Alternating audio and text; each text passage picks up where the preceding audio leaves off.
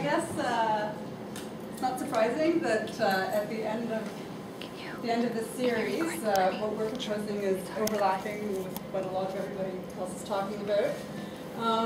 It started with the idea of creating systems to allow the neighbors in a community to meet and work together, and looking at how we might create a kind of micro-city out of individual blocks and have people share resources. And we were trying to, figure out what could be the mechanisms and what would be the incentives to, allow that to happen, short of the, as you say, benevolent dictator. It would work. Free beer? So, how do you get people talking across the fences? Take down the fence. No more fences. So initially I was thinking of, maybe there's just some kind of reduction in property tax for one person in your block to, dedicate a certain portion of his property or her property, their property, for, it could just be like a bulletin board or, a shared garden or something. But we, pushed it further with the idea of the typical, linear block with the lane in it.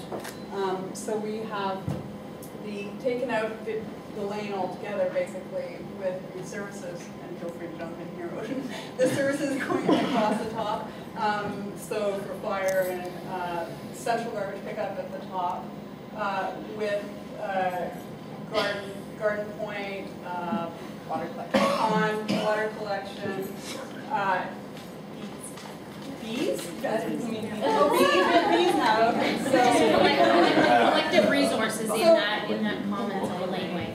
Common ownership of laneways. So the idea is that it opens up all kinds of possibilities. Ideally some sort of a district energy. Maybe you've got a particular block that's dedicated for geothermal for the entire block. Maybe there's rain collection for the entire block. Solar collectors, like you're saying, what could be.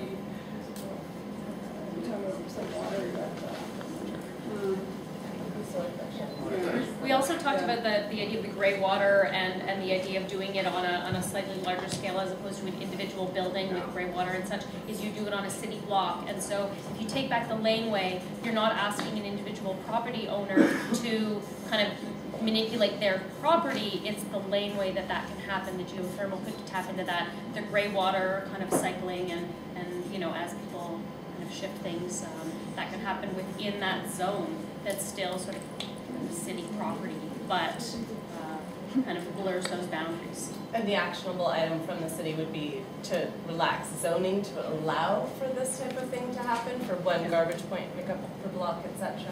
More anonymity on the block to, like what you guys were speaking about a bit then.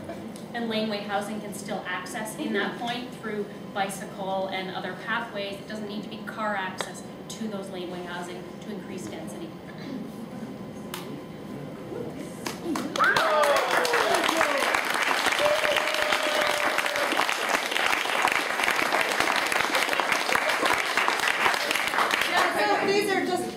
This is an actionable thing that city could do as well. Like for compost and garbage and recycling, when it's only in one point, they can come once a week for compost, maybe, and every 2 weeks for the recycling and the garbage. Reducing the frequency of the pickup.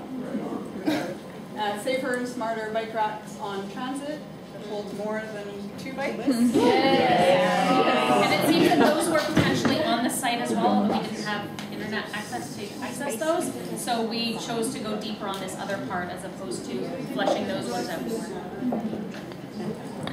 It does good.